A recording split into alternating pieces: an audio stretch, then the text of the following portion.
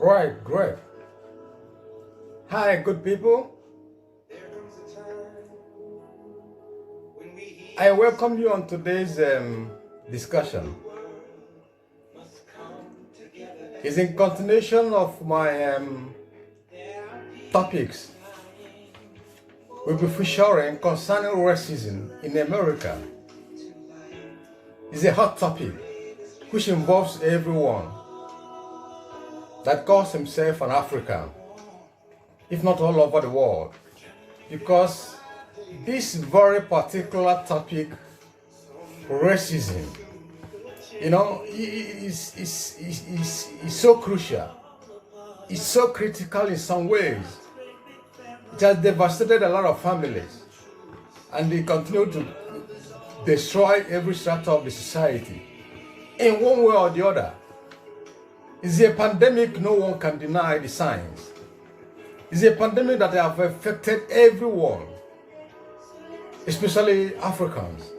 So, in continuation of the discussion concerning this very topic, I want to get you involved because you know it all. You can never deny the evidence of it in wherever you reside. Please pay attention because in my previous topic, part 1 of Race Against Racism, I said a lot of things there. Especially, I recommended a lot of things our Africans will follow to make sure peace, unity, and progress reigns in the society. Because the moment we continue to entertain this racism in its form and entirety, there is no way peace will reign. Lives will be disorganized. People will be in pain. Families will be in agony. So the moment you stand up, the moment you count yourself as one of those that will champion the destruction of racism in America, the better the society will be. So I want you to stand up and say no to racism. And the destruction of racism starts with you. You are the one to campaign for the change. You are the one to stand up, no matter your class in America, no matter your qualification, no matter your standard, no matter your position in America. I am saying stand up and fight for racism once and for all. American society is in a crisis. And this crisis will sink America if care is not taken. Blacks are human beings. Blacks are created by God. Blacks are there to work for their dreams. But the people of America said they will not be. So it is meant for you to stand up and say no for racism.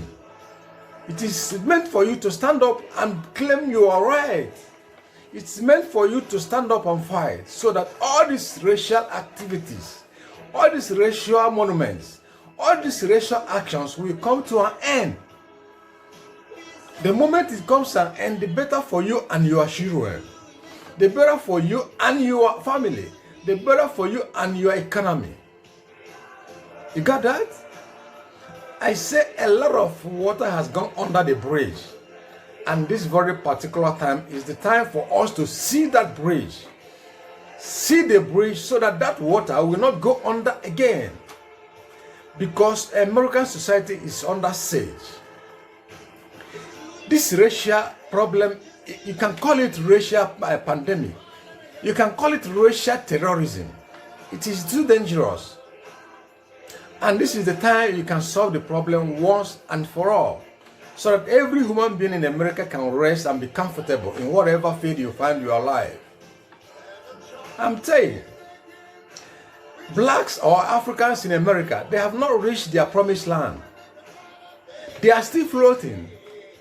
Because what is in the fabric of every white man in America is this nigger, this ass, this shit, this that, and all sorts of derogatory words are all things they pour on blacks every day. So you out there, what are you doing to repair all this? What are you doing to stop all this? It cannot be and it can never be business as usual. I am saying it. The moment you decide and make yourself available, the moment you come together in unity, in solidarity to fight this battle, it is a battle. It is a battle. I'm saying it clearly. Why I'm using America as a front runner is because when America coughs, when America coughs, every world sneezes. Or when America sneezes, every part of the world coughs. So, and we are taking America, if I may say the truth, everybody takes America as number one in the world. Slavery started in America. Racism started in America. And slavery is the cause, is the architect of all this racism that brings to segregation, discrimination, apartheid, and all sorts of all these ways you can hear every corner around the world. So if everything is going to come to an end, it will start in America. That's why I am using it as a breaking point. White House can never be the same unless they solve this problem. The moment they have carry out the shortcut, the more the problem will continue to devastate America. It is no longer a thing we can sweep under the carpet. If we sweep this issue of racism under the carpet, there will continue to be a devastation in the economy. There will continue to be lack of peace. Peace must elude America. So I am urging you, Africans, stand up wherever you are. Stop your business. Stop your work. Stop all your activities. Come together. Excuse me. Let me off this. Come together in unison. I said you have to have town meetings in your state, in your towns, in your district, in your states. Roll out an action to make the White House at its center. Iron out things. Look for a lasting solution so that every day can how in America can feel comfortable and enjoy the country. There is no other country you can go and feel comfortable than where you are. And for you to be part of the society, you must make it right. There is no way that is better for us. But the point is that how do you make out things in where you reside? America is really in trouble. And in every moment, when you see all these people coming before you, they have something in their heart. How can you stand up and hate somebody who have never done any wrong thing to you? The teachers, the mothers, every class of the society will start performing actions to say no to racism so that peace will reign in your neighborhood. Peace will reign in your workplace. Unity and peace will reign in your environment. You can no more say blacks are the problem. There's never been an evil thing blacks have done against any man. There is no evil blacks have done against humanity. But you just grew up and started hating these people because of their color. I want you at any point in time, when you see a black man coming, don't see the color in that man. See the man in the color. What, by saying that, you see the actions of the man and call him a man. You see the actions in that man. You see the actions in that color and call him a man. You can't just see the man and see the color. You can't judge him by his color. When you judge him by his color, you made a hell of mistakes. And that is where problem starts. It brings a lot of problem.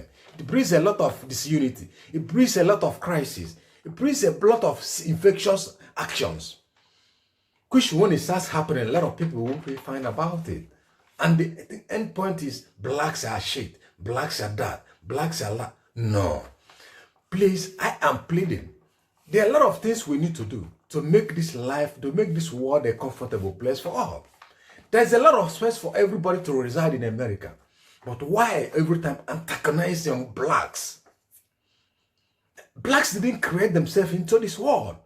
If you understand yourself, understand the origin of slavery, you will know how these problems, racism spread all around the world.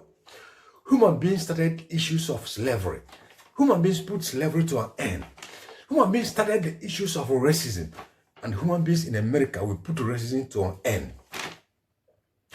You can never achieve anything by debating and arguing at a long moment to put racism to an end. No. You have debated, you have discussed, Then right now, the point is action. Take up your action. Let it lead to one direction, to the White House. That is the seat of government. That is the seat of administration. And that's where you will see people who will say today, these are the actions we have taken, and these are the lasting solution to racism, so that American economy will continue to advance, so that people will continue to advance their life. Innovations will be carried on. We are in the age of advancement of technology. There is no way we can advance further if we continue to sweep this issue under the carpet, if we continue to play it solo.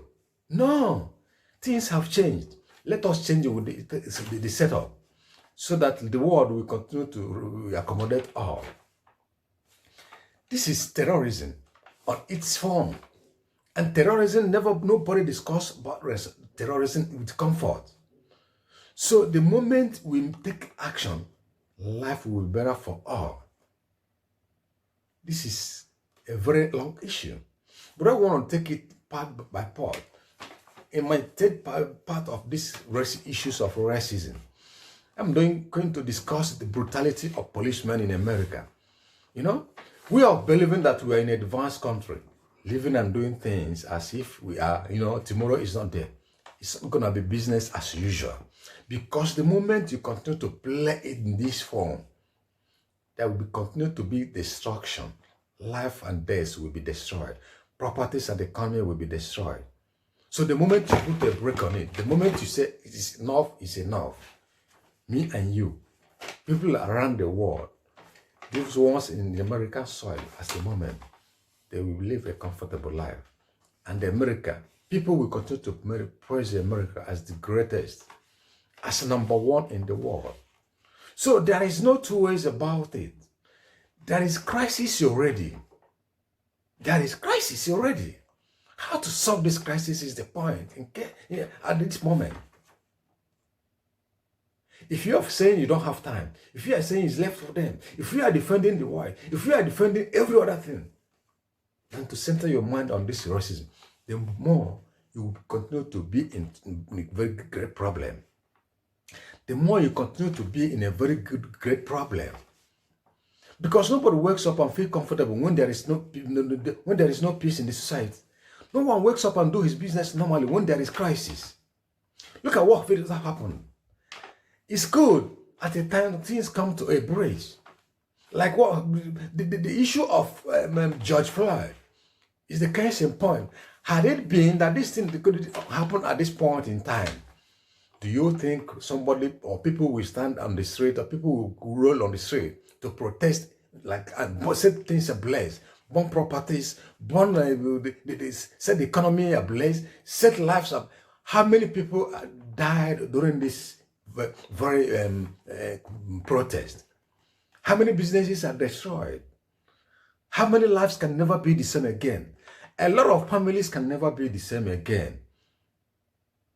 Since the protest, the white protest in America, many lives will never return normal after the death of George Floyd. Why? Because we failed to do the things we're supposed to do. We put cart before the horse. And that is why where we are today. And that's why America is where they are today. So, I'm saying, hear this. There is nobody that has a monopoly of this organization. There is nobody that feels comfortable when he woke up and know that his neighborhood is burning. There is nobody that he feels comfortable when he know that a daughter or a son of a neighbor was cut short by brutal actions of policemen. Nobody feels happy when your son or your daughter gets into a school. The color of the voice there start segregating and heaping a lot of insults on him or her. And when he comes back with the result, he just feel like, oh, why America is this way or that way? But I am telling you, the moment we come together in solidarity and find the solution to all this problem, it is the once and for all this country around the world that are commenting, saying all what they feel like. We say, yeah, now we believe in America. Equality will come on. unity will come, progress, success in every angle of the society. So I urge you, set up the mantle, move the action, take the lead. A change will come. Where you, the other man at your left or right, will continue to say, America is the greatest. I will end it here. See you in another episode. Stay blessed. See you on top.